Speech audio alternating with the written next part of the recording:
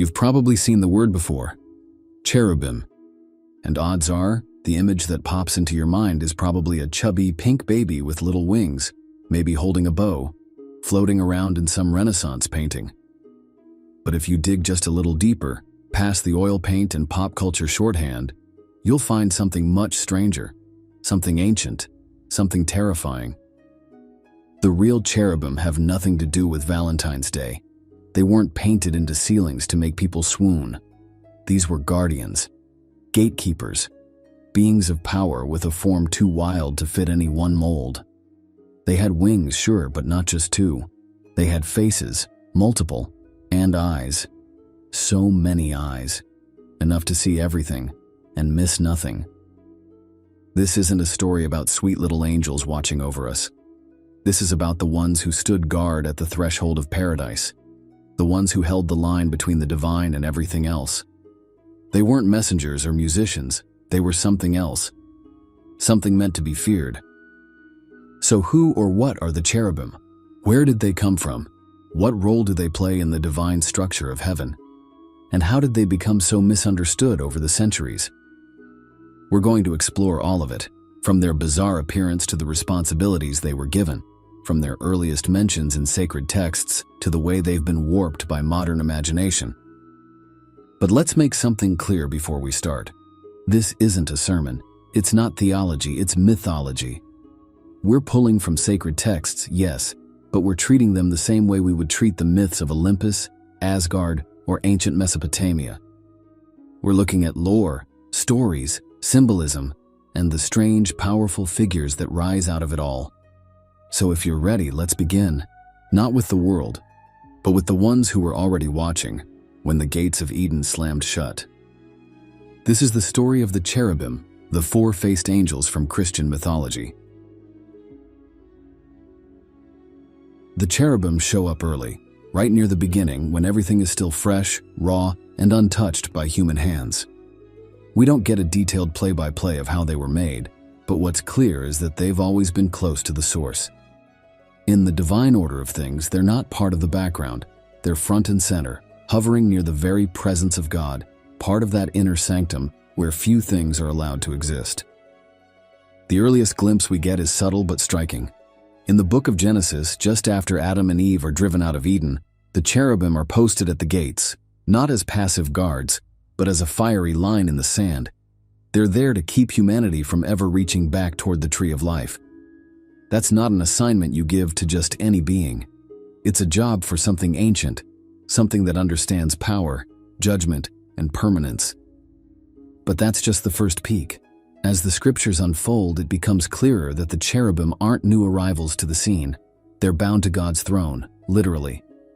In multiple visions, they appear as part of the very structure that carries or surrounds his presence. In Ezekiel's vision, they're the wheels and wings beneath the throne that moves with divine fire and force. They aren't just following orders. They're part of how God moves through the world. Some early traditions suggest they were created as part of the very first tier of spiritual beings, beings not meant to serve humanity, but to serve God directly. They're not there to comfort or guide. They're there to guard, to support, to maintain the order of heaven itself. And unlike other angelic figures that pop in and out of stories, cherubim always appear in relation to something holy, something untouchable. They don't leave messages. They don't deliver visions. They are the vision. Their origins aren't spelled out in detail for a reason. The cherubim are part of that first spark of divine will, crafted for a role so specific, so intense, that they've remained locked to it ever since. You don't question where they came from. You just understand that they've always been near the throne, and they're not going anywhere. Trying to picture a cherub is like trying to hold a thunderstorm in your hands. Every detail adds to the intensity. These aren't graceful figures floating in a beam of light. They're complex, layered, and downright overwhelming to imagine. When Ezekiel tried to describe them, you could almost feel him struggling to find the right words. What he saw wasn't something your mind can easily organize. They have wings, lots of wings, 4, sometimes 6, depending on the source, and they aren't just decorative. Some cover their bodies in reverence, others stretch upward in motion. And then there are the faces, not just one but four. One looks like a man, another a lion, then an ox, and finally an eagle. Together, those faces are said to reflect the fullness of creation: intelligence, strength, service, and swiftness. But all in one being? It's more than symbolic. It's deliberately overwhelming. Then come the eyes. That's what really sets them apart. They're everywhere. On the wings, on the bodies, sometimes even woven into the wheels that move with them. These aren't just for seeing. They represent full awareness, constant vigilance. Nothing escapes them. They see in every direction without ever having to turn their heads. If angels were created to reflect parts of the divine, the cherubim were clearly built to reflect God's all-seeing presence. And despite all this, there's a strange beauty in their form. Not soft beauty, awe-inducing beauty. The kind that stops you in your tracks and leaves you unsure whether to stare or drop to your knees. That's the point. Their appearance isn't just strange for the sake of being strange. It's meant to push you out of your comfort zone, to show you that this is what divine proximity really looks like. When John sees something similar in the book of Revelation, these living creatures covered in eyes crying out day and night, he doesn't stop to describe how that made him feel. But you can imagine, these aren't beings you approach casually. They are visual proof that heaven doesn't play by earthly rules, that holiness, real holiness, doesn't always look the way we think it should. If you had to sum up what the cherubim do, it'd be this: they protect what's sacred, they carry what's holy, and they serve the presence of God directly, without question, without rest. That might sound simple at first glance, but each of those roles is loaded with meaning. These aren't just powerful beings hanging around in heaven. They're tied to its structure, its order, and the way it interacts with the world. Let's start with the guardian role. The first time we meet the cherubim, they're standing at the entrance to Eden, armed with flaming swords, blocking the way back to the tree of life. That wasn't just security detail, it was a statement. More on this later. Then there's their role as carriers. In Ezekiel's vision, God's throne isn't stationary, it moves. And what moves it? The cherubim. Their wings stir the air, their forms burn like fire, and they bear the throne like living foundations. It's one of the most striking images in all of Scripture. Divine presence rolling across the skies, supported by creatures too strange to explain and too holy to ignore. They're not just part of the vision, they are the mechanism behind it. More on this later as well. Now about that flame. Fire shows up constantly in connection to cherubim. Not fire for destruction, but fire for purification, for awe, for power. Ezekiel saw them gleaming like burnished bronze, full of glowing coals and lightning flashes. There's a reason for that. Fire in Scripture often represents God's presence, His purity, and His judgment. When it clings to the cherubim, it marks them as extensions of that power, not as wielders of it, but as being shaped to withstand it. In terms of behavior, they don't speak much. They don't wander or wonder or question. Their loyalty is absolute. Their movements are direct. There's a kind of intensity to them, like they're always mid-mission, always fixed on whatever task has been handed down. It's not about obedience in a robotic sense. It's more like they were made for one purpose, and they've never strayed from it. And within the bigger hierarchy of angels, the cherubim stand near the top. They're often placed just below the seraphim, those burning six-winged beings closest to God's throne. Where the seraphim burn with worship, the cherubim burn with awareness. They hold knowledge, bear witness, and guard the holy with a presence that never fades. They don't just exist near glory, they uphold it. The first time the cherubim show up in the Bible, it's not in a vision or some divine throne room. It's in the aftermath of humanity's first mistake. Adam and Eve had just been cast out of Eden. The world had shifted, innocence was gone, and standing between them and the way back were the cherubim. It's a short moment in the text, easy to miss if you're not paying attention. But it says a lot. In Genesis 3:24, after driving Adam and Eve from the garden, God places cherubim on the east side of Eden to guard the way to the tree of life. Not just standing there either, they're paired with a flaming sword that turns in every direction. It's a vivid image. Fire and eyes, judgment and vigilance, stationed right at the edge of paradise. This wasn't just about keeping two people from sneaking back in. It was a barrier between fallen humanity and something that no longer belonged to them: immortality. If Adam and Eve had reached the tree again, things would have spiraled in ways that no redemption could fix. The cherubim were placed there to make sure that didn't happen. That's how serious their job was. And the sword? It's not just there for dramatic effect. It represents the danger of crossing that line. This was the first time something divine had to be defended from mankind. The cherubim became the enforcers of that line. Silent, steadfast, unyielding. There's something chilling about that moment too. Eden wasn't just lost, it was sealed. And it was sealed by beings that didn't blink, didn't move, didn't reason. They just watched and waited. That's the power they carry. Not violence or wrath, but the kind of authority that doesn't need to speak twice. And even though Eden eventually faded from the world, that image of the cherubim, standing guard at the edge of something sacred, never really went away. In fact, it reappears in another form later on. Not outside a garden, but inside a golden box. That's where we're headed next. Hey everyone, just a quick intermission here. I wanted to say thank you for watching this video. It really means a lot to me. Did you know that over 80% of you who are watching right now aren't subscribed to the channel? If you've enjoyed this content so far, it would be incredible if you could hit that subscribe button. It's a small gesture, but it really helps the channel grow and ensures that you won't miss any more of our fascinating stories we explore together. Also, if you're feeling generous, please give this video a thumbs up, leave a comment, and share with anyone else who may enjoy it. Your support really does make a difference and keeps the content coming. Thanks again, and let's get back to the story. Long after Eden was closed off, long after the flame and sword faded into memory, the cherubim returned, this time not in a garden, but in a wilderness.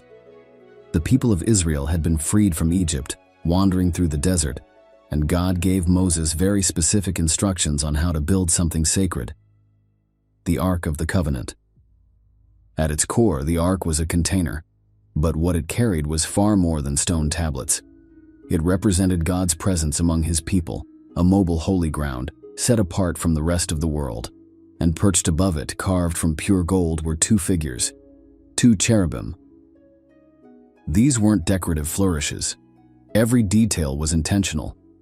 The cherubim faced each other, their wings stretching out and meeting in the middle, creating a space called the mercy seat. That's where God's presence would dwell, not inside the box, but above it, hovering between those outstretched wings. It's a striking contrast to their earlier appearance. In Eden, they were a warning. Here, they're a covering. They still guard something sacred, but now they do so from within a space of mercy and meeting. The cherubim didn't stop being fierce, but their fierceness was now directed inward, protecting the connection between God and His people, rather than blocking it entirely. Only the high priest could approach the ark, and even then only once a year on the Day of Atonement. The air around it was considered holy, untouchable. That sense of awe? It came not just from what was inside the ark, but from what was above it, the invisible presence of God flanked by the golden forms of the cherubim. Their wings weren't just raised, they were reaching. That detail mattered. The cherubim were locked in eternal motion, frozen in a posture of reverence and alertness, symbolizing that divine presence wasn't passive. It was active, responsive, and always aware. And even though these cherubim were sculpted from gold, they weren't just symbols. They were reminders of the real ones. The ones seen in visions, the ones who move with fire, the ones who once stood at the edge of Eden. Their placement on the ark wasn't just about art, it was about continuity, about showing that God's presence, once guarded and distant, had chosen to dwell, at least for a time, among the people. But that presence doesn't always stay still. In the visions of the prophets, it moves, and when it moves, the cherubim go with it. If you want to see the cherubim at full power, alive, moving, almost too much to take in, Ezekiel's vision is where it all comes together. This wasn't a quiet glimpse of heaven. This was a full-blown encounter. Fire, thunder, living beings. And in the middle of it all, the cherubim, unlike anything Ezekiel or anyone else had ever seen. Ezekiel was by the Kibar River when the sky cracked open.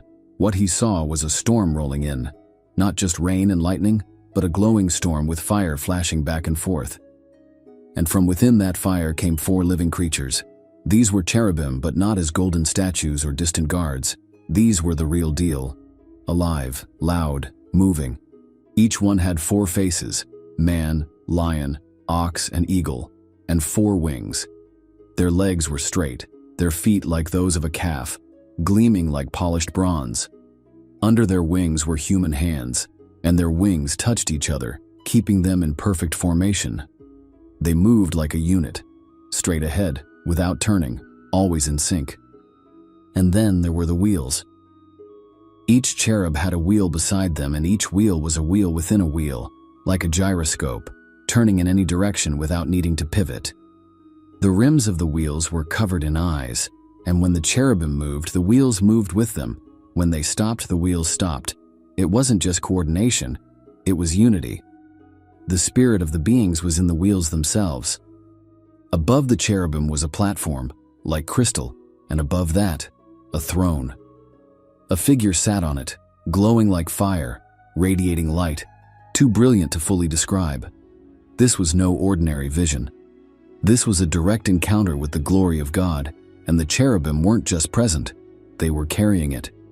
They were the chariot, the storm, the foundation beneath the throne. This vision flipped everything. The cherubim weren't just stationed in holy places, they moved with holiness. They didn't just guard what was sacred, they transported it. And they weren't distant observers. They were deeply, intricately involved in how God's presence interacted with the world. It's no wonder Ezekiel fell flat on his face. The cherubim weren't gentle, reassuring beings. They were overwhelming. Their presence shook the ground, because they brought heaven with them. And this vision wasn't a one-time event. It would echo again later in another vision, one seen by a man named John, at the end of all things. By the time we reach the book of Revelation, the world is no longer what it was. Time is unraveling. Judgment is near. And once again, just like in Eden and Ezekiel's vision, the cherubim are right there, positioned at the center of it all. John's vision in Revelation opens with a scene that's both familiar and completely overwhelming. He's taken up into heaven and finds himself standing before a throne, surrounded by thunder, flashes of lightning, and a sea of glass like crystal. Around the throne are 4 living creatures. Sound familiar? Each has 6 wings. They are covered with eyes, front and back. These living creatures, often interpreted as cherubim, aren't just decorations or background detail. They're leading the worship in heaven. They're calling out truths that echo throughout time and space. Their constant praise isn't just about devotion, it's about alignment. They are so close to God's presence that praise pours out of them naturally, constantly, without rest. But they're not just praising, they're watching. Those eyes aren't just physical features, they symbolize awareness that extends in every direction. These are the same beings Ezekiel saw, only now they're no longer in motion. They're surrounding the throne itself, anchored in place as witnesses to everything unfolding. And when the seals are broken, when the scroll is opened and the events of the end begin to play out, these creatures are there. They announce judgments. They call forth riders. They react to what they see. This is a different kind of role than they've played before. They're not just guards or carriers anymore. They're participants, still close to the throne, still filled with eyes, but now acting in ways that steer the course of what comes next. It's a full circle moment. From the gates of Eden to the Ark of the Covenant, from Ezekiel's chariot to the throne in Revelation, The cherubim are always where God's presence is most concentrated. And at the very end, when heaven opens and everything hidden is revealed, they're still there, watching, praising, waiting. Not fading away, but standing their ground, just like they always have. After everything we've seen, the fire, the wings, the eyes, the silence, the thunder, it's tempting to try and sum up the cherubim in a neat sentence, to say they're guardians, or they're carriers, or even they're angels. But the truth is, they're not so easily boxed in. They don't fit clean categories, and maybe that's the point. The cherubim aren't just powerful beings with strange appearances. They're boundary keepers, threshold watchers. They show up wherever something divine is happening and make it very clear, you are standing on holy ground. In Eden, they stood between humanity and the tree of life, not out of cruelty, but to preserve something no longer meant to be touched. In the ark, they hovered over the place where God would meet with his people. In Ezekiel's vision, they carried the throne itself. In Revelation, they circled it, always near, always aware, always tied to the moments when heaven and earth almost touch. And maybe that's the best way to understand them. They're a sign that something bigger is close. Not just God, but the parts of God that overwhelm you. The glory, the judgment, the presence that makes people fall to their knees without knowing why. The cherubim don't speak much, but their very existence says something. That God isn't distant. He's right here, and he doesn't arrive quietly. They remind us that divine presence isn't always warm and glowing. Sometimes it's sharp and blazing. Sometimes it moves with fire and wheels. Sometimes it watches you without blinking. And yet, it's not hostile. It's just holy. And holiness, real holiness, can be both terrifying and beautiful all at once. So what are the cherubim really? They're the ones who never left their post. The ones who've stood guard since the beginning.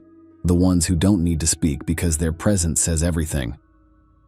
And maybe that's why they still linger in the background of Scripture, not demanding attention, but never far from it.